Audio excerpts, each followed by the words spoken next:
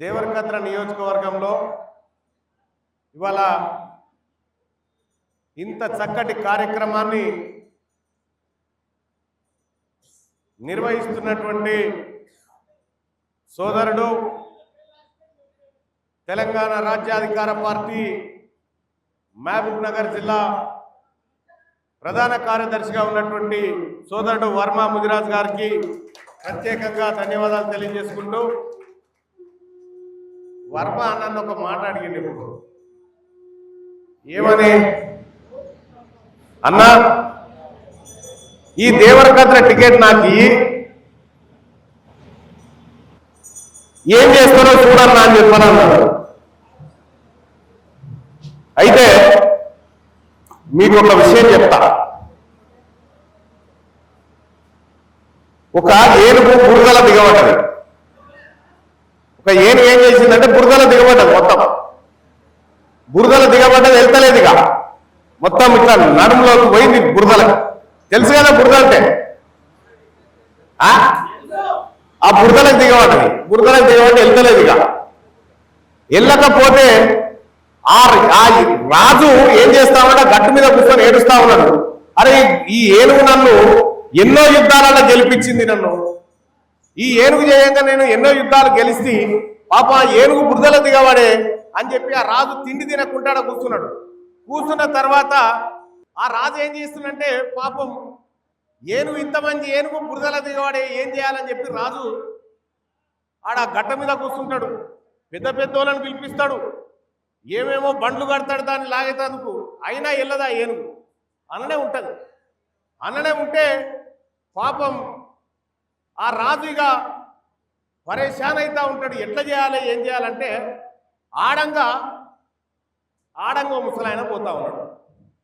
ఆడంగో ముసలాయన పోతే ఏమన్నాడంటే, రాజా ఎందుకు ఏడుస్తున్నావు ఇడా అంటే, ఏం చేయాలన్నాయా, నన్ను యుద్ధాలలో గెలిపించిన ఏనుగు, నన్ను యుద్ధాలలో గెలిపించినటువంటి ఏనుగు బురదల దిగబడ్డదయ్యా, వెళ్తలేదు, అదంటే నాకు ప్రాణము అని అంటే నేను దిగొత్తున్నా అంటాడు.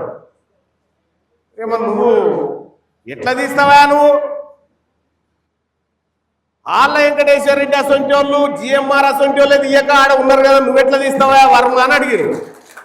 అడగగానే అప్పుడు వరం ఏం చేసి నరికేనా, నాకు ఒక అవకాశం ఇది తీస్తానన్నాడు.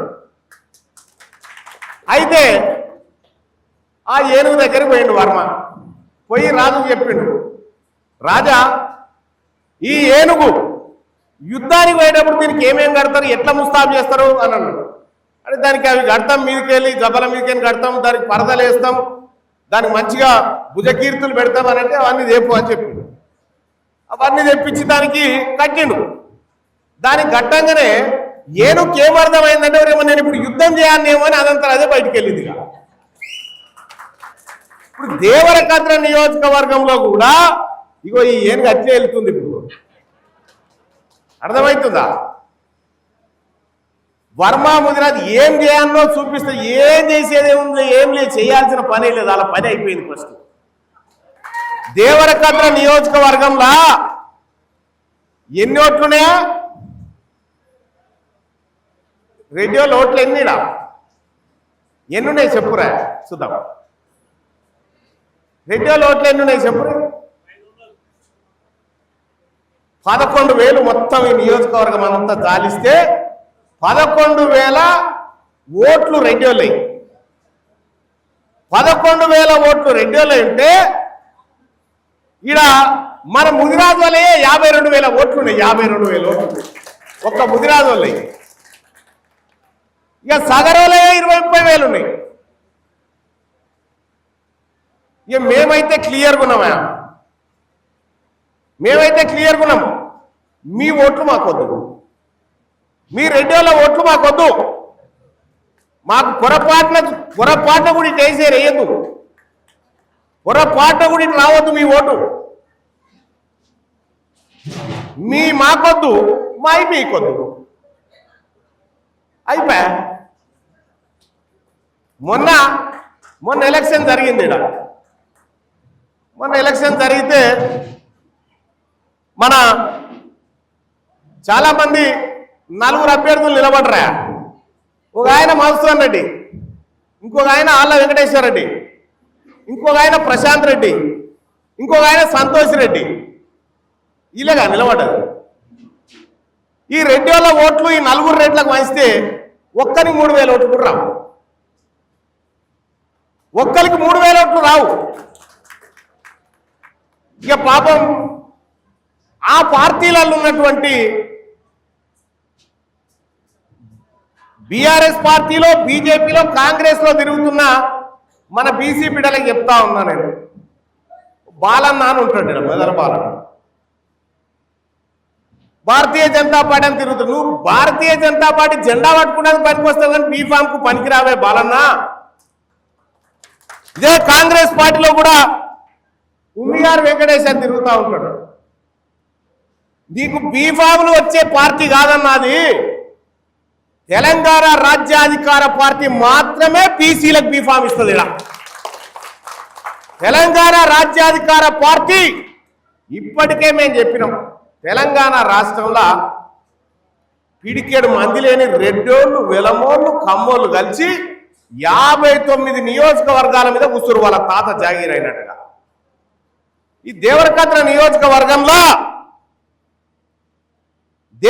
నియోజకవర్గంలో బీసీ ఎమ్మెల్యే కాక ఎన్ని రోజులైంది పెద్దన్న? బీసీ ఎమ్మెల్యే కాక బీసీ ఎమ్మెల్యే అయిందా? కాలే కదా. ఎప్పటి నుంచి కాలే? 70 ఏళ్ళ నుంచి కాలేదని మీరు అంటారు. అంతేగా? 70 నుంచే కాదు, అంతకంటే ముందు అమరచింత సంస్థానం అని ఉండే. అమరచింత సంస్థానానికి గోపాల్ రెడ్డి అనేటోడు పునాది పోస్తే భాగ్యలక్ష్మి రెడ్డి అనేట ఆమె ఇంకో రెడ్డి ఆయన దత్తత తీసుకొని ఈ సంస్థానం నడిపించింది. దేవరకద్ర నియోజకవర్గ ప్రజలకు ఎమ్మెల్యే సీటు కాదు, ఈ అధికారం దూరం అయ్యి 70 ఏళ్ళు అయింది అనుకుంటారా? చాలా రోజులైంది. 100 సంవత్సరాలైంది. 1724 సంవత్సరాల నుంచి నీకు అధికారమే లేదు. ఇక్కడ 1724 ఏళ్ళ నుంచి మొట్టమొదటిసారిగా దేవరకద్ర నియోజకవర్గంలో సర్జికల్ స్ట్రైక్ 59 నుంచి ఈ 59 నెంబర్ ఇక్కడ రిలీజ్ చేస్తా ఉన్నాం. రేపు రాబోయేటువంటి అసెంబ్లీ ఎన్నికల్లో దేవరకద్ర నియోజకవర్గం నుంచి బీసీ బిడ్డలు అసెంబ్లీకి తీసుకుపోతాం.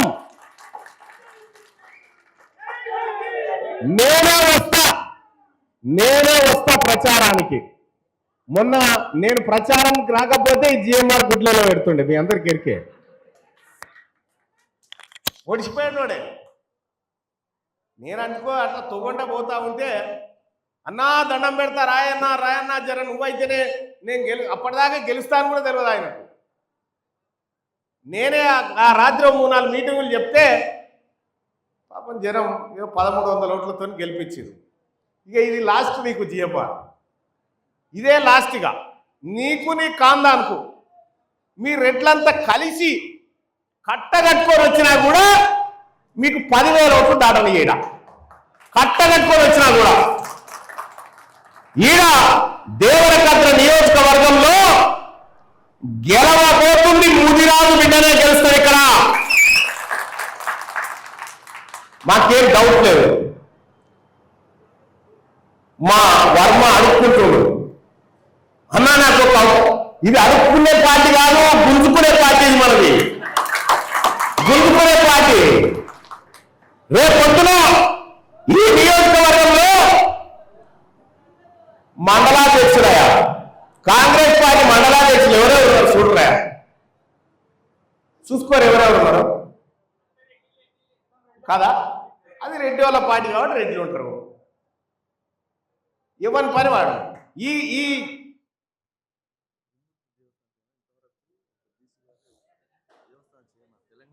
కురుమూర్తికా 4 రోజులు అయితే మనమే చేసుకోవచ్చు, టెన్షన్ లేదు. అయితే ఇక్కడ ఈ దేవరకద్ర నియోజకవర్గంలో ఒక లెక్క వచ్చేసింది. ఇప్పటికే అయిపోయిందిరా, బీసీలంతా మేలుకున్నారు, వాళ్ళకి తెలిసిపోయింది దొంగతనం అంతా. వచ్చేసారి నామినేషన్లు కూడా ఎక్కురి నాయన, మీ పైసలు దండగా అయితే రెడ్లకు చెప్తున్నా, నామినేషన్లు కూడా ఎక్కురి. ఆ ఛాన్స్ కూడా రానియమిక మీకు అయిపోయింది. ఈ దేవరకద్ర నియోజకవర్గంలో వెలమోల ఓట్లు ఎన్నున్నాయి చెప్పురి? ఎన్నున్నాయన్నా వెలమోల ఓట్లు? చెప్పురి. 47. 47 ఓట్లయా వెలుమోల? ఈడ 47 ఓట్లేమో వెలుమోల ఉన్నాయి, రెడ్డి వాళ్ళు ఏమో 11,000 ఓట్లు. ఇక కమ్మోలే అంత మొత్తం లేనే లేవు, ఒకరు ఇద్దరు అధికారులు ఉన్నారు కానీ వాళ్ళకంటే ఎక్కువ లేదు. 11,000 నువ్వు రెడ్డోళ్ళు వెలుమోలు కలిసి రాని 11,047 ఓట్లు మీ, 2,30,000 ఓట్లు మాయి. ఇక రారు ఎట్లా వస్తారో చూద్దాం. ఇవాళ దేవరకద్ర నియోజకవర్గం వాళ్ళ తాత జాగీర్ అయినట్టుగా మీకు ఒక విషయం చెప్తా, దేవరకద్ర ప్రజలకు చెప్తా ఉన్నా. 1949 డేట్ రాసుకోరి. 1949 ఆగస్టు 15 తారీఖు నాడు ఏం జరిగింది తెలుసా? ఈ దేవరకద్ర ప్రజలకు నిజాం ఒక కాగితం రాసిచ్చిపోయింది. తెలుసా మీకు? నిజాం ఒక కాగితం రాసిచ్చిపోయింది మీకోసం.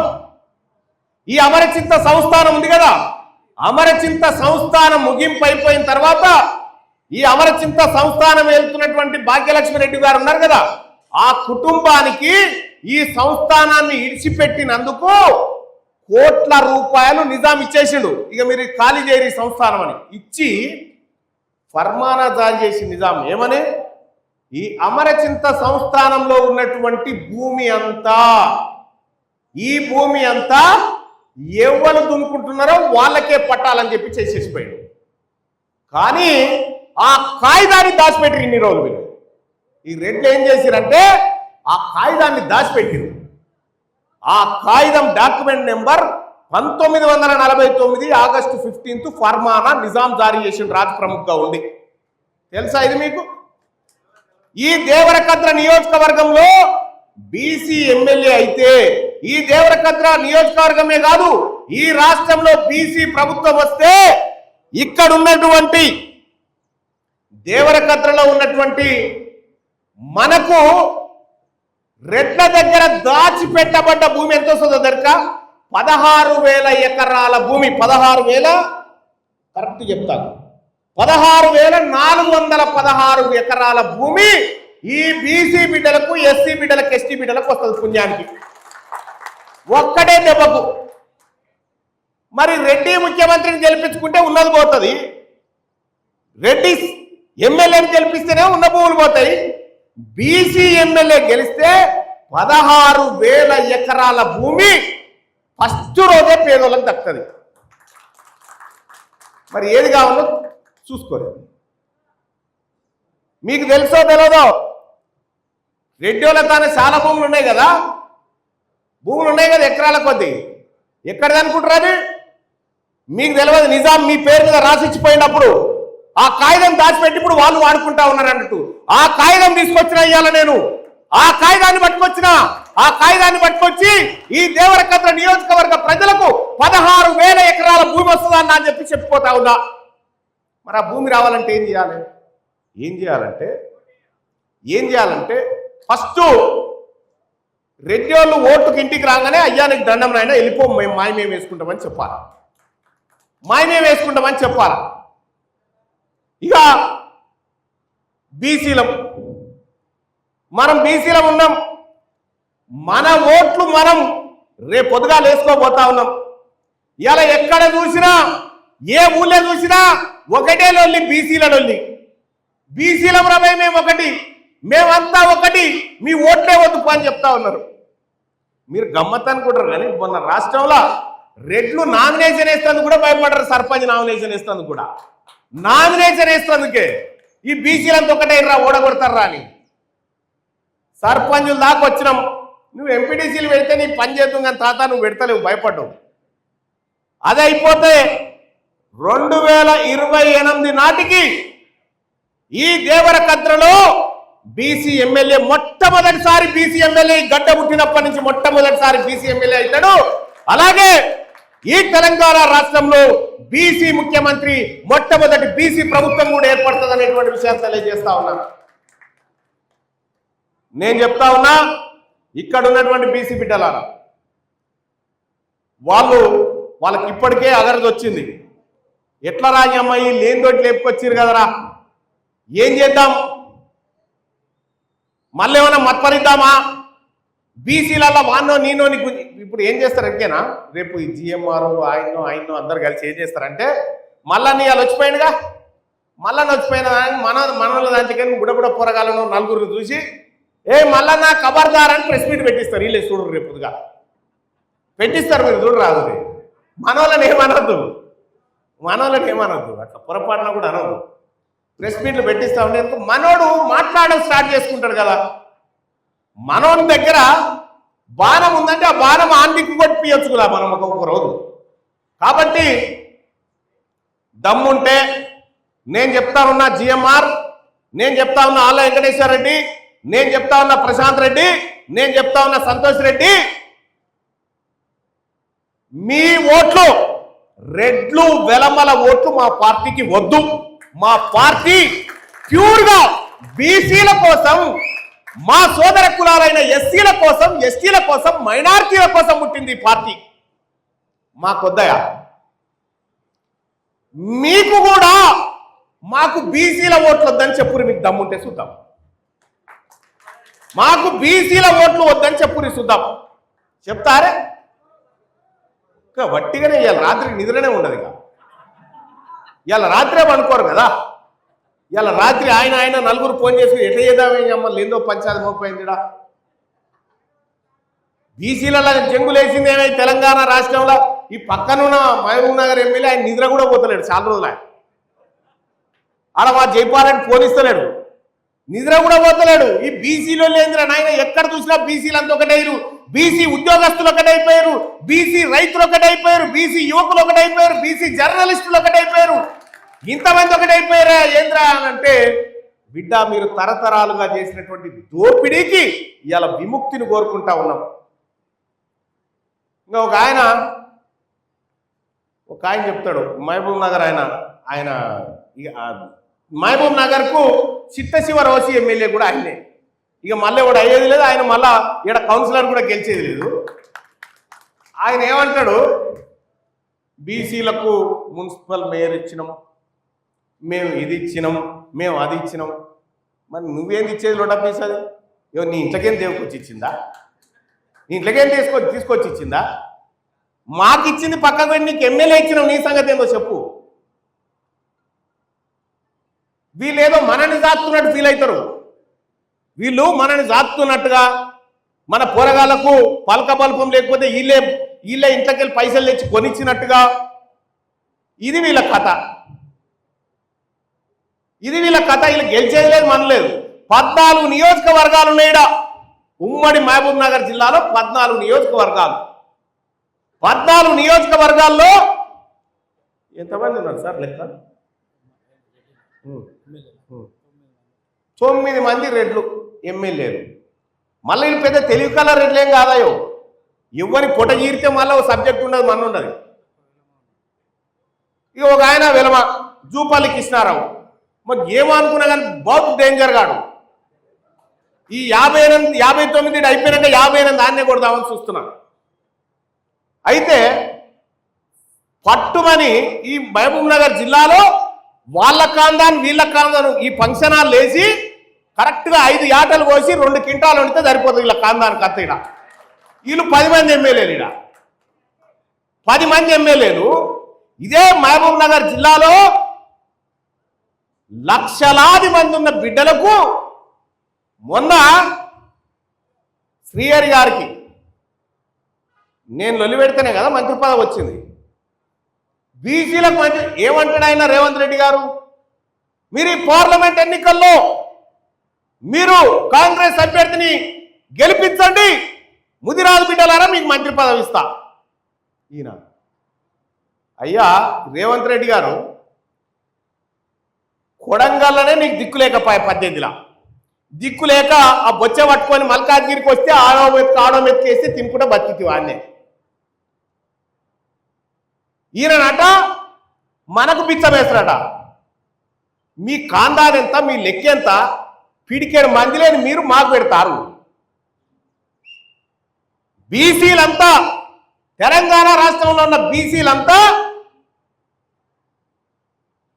తిన్నాక చేతులు కడుక్కుంటాం కదా, మెతుకులు ఓ 4-5 పడతాయి కాడ, అవన్నీ ఒక దగ్గర నూపితే కూడా వాళ్ళకి ఎక్కువ అవుతాయి. ఇంకా గన్ని ఉంటాయి, మీరు మాకు పెడుతున్నారు.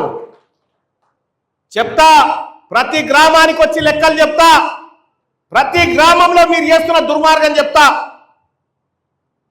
ఇంకా ఆయన నేను నల్లమల పులి ఉంటాడు. పులి వస్తే ఏం చేస్తామన్నా ఊర్లో పోండి కట్టె తీసుకొని దంచుకోవటం, కొట్టమా? పులి ఏం చేస్తుంది? బర్లను గొర్రెలను మేస్తుంది కదా. నేను పులి ఉంటున్నాను, కరెక్టే. మరి ఒకటైతే నిజం, గతంలో ఉన్న ఆయనేమో నేను కుక్కనే ఉన్నాడు, కావాలి కుక్కను అని చెప్పిండు. ఎవరు చెప్పారు ఈ మాట? కేసీఆర్ ఏమన్నా నేను కావాలి కుక్కను అన్నాడు. ఈయననేమో పులి అంటుండు. ఈ జంతువులతో మనకెందుక? ఈ జంతువులతో మనకెందుకు? అందుకే రేపటి తెలంగాణ రాష్ట్రంలో బీసీ ప్రభుత్వం ఏర్పడ్డ తర్వాత తెలంగాణ రాష్ట్రంలో ఉన్న ప్రతి బీసీ కుటుంబానికి కనీసం 2 ఎకరాల భూమిని ఉచితంగా పంచాలనేదే మా ప్రభుత్వం, రేపటి ప్రభుత్వ ఆశయం అని చెప్పి తెలియజేస్తా ఉన్నా. వాళ్ళెంట పోతేనేమో ఉన్నాయి పోతాయి, మనంట మనం తిరిగితేనేమో కనీసం 2 ఎకరాల భూమి అన్న వస్తుంది. ఇక్కడ 16,000 ఎకరాలు ఉంది ఇడా పంచేది. ఆ లెక్కలు ఉన్నాయి, మన తాన తీస్తా ఎన్నడో ఉన్నాడు, తీసి పెడతా. 16,400 ఎకరాలు ఉంది ఇడా, అవి వేస్తాం ఎన్నడో ఉన్నాడు. అలాగే దేవరకద్ర నియోజకవర్గ ప్రజలారా, రాబోతుంది బీసీ ప్రభంజనమే. నేను వివిధ పార్టీల్లో ఉన్నటువంటి బీసీ నాయకులకు కూడా చెప్తా ఉన్నా, మిమ్మల్ని మీరన్న ఒక్కసారి అద్దంలో చూసుకోరి. మీరు ఏ పార్టీలు ఉన్నారు, ఏం చేస్తా ఉన్నారు? ఎంత ఇజ్జత్ తక్కువ ముచ్చట, ఎంత ఇజ్జత్ తక్కువ ముచ్చట ఆ పార్టీలలో ఉంటే. ఇవాళ నా బీసీ జాతుల పక్షాన నిలబడతా అని చెప్పి, నా బీసీ జాతులకు అధికారాన్ని అందిస్తా అని చెప్పి వర్మా ముదిరాజ్ వచ్చి ఇలా నా జాతులు, నా పార్టీ, నా హక్కులు అని చెప్పి నా పక్కకు వచ్చి నిలబడ్డాడు కదా. ఇగో ఈ బిడ్డను చూసి నేర్చుకోరు రేపు పొద్దుగాల. చాలా మందికి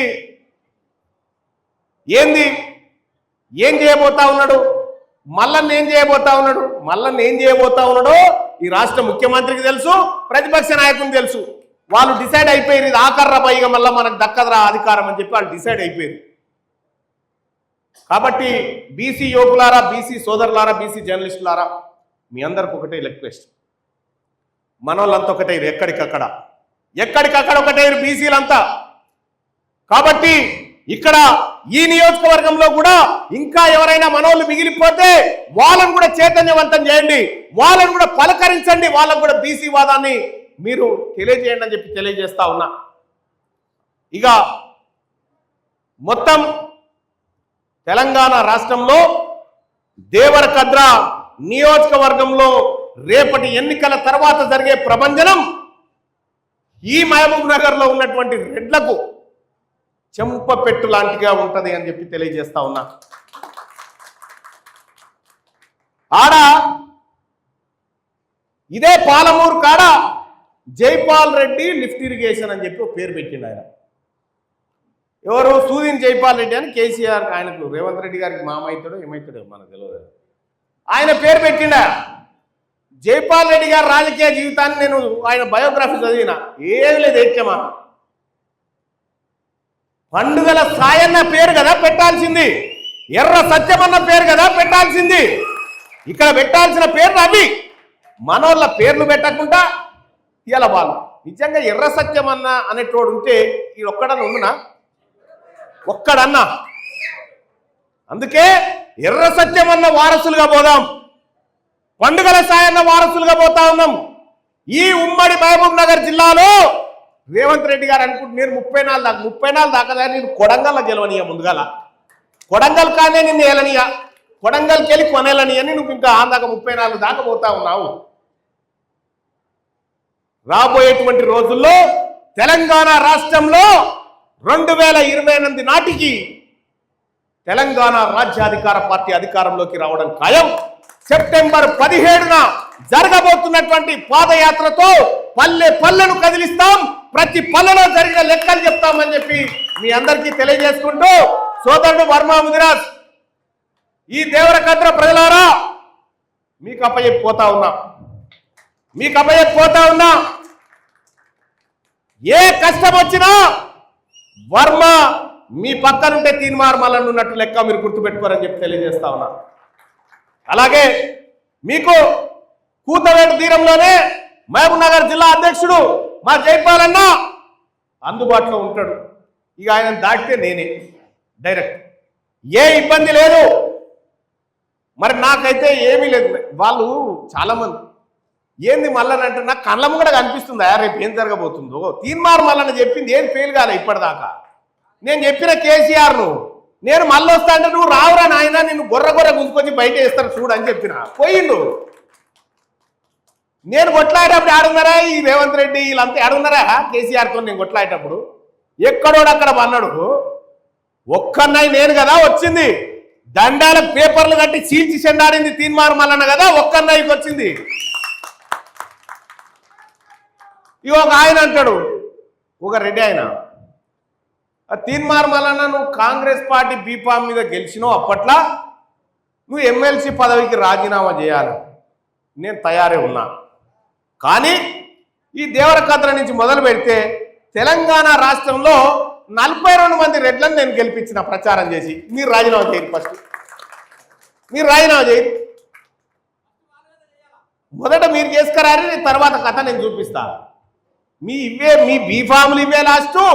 రేపు పొద్దుగాల గాంధీ భవన్ ముంగట కాంగ్రెస్ పార్టీ బీఫామ్లు పెట్టుకొని బీఫామ్లో అన్న కూడా ఎవరు రాడు. రేపు పొద్దుగాల కొనేటోళ్ళు లేడు. బీఆర్ఎస్ పార్టీ బీఫామ్లను ఒకటి కొంచెం ఒకటి ఫ్రీ అన్న కూడా ఎవరు రాడు, ఎందుకంటే ఓట్లు లేవు ఆ బీఫామ్లకు. రేపటి భవిష్యత్ తెలంగాణ మనది, మన పిల్లలది, మన తాతలది, మన అవ్వలది, మనోళ్ళది రేపటి తెలంగాణ.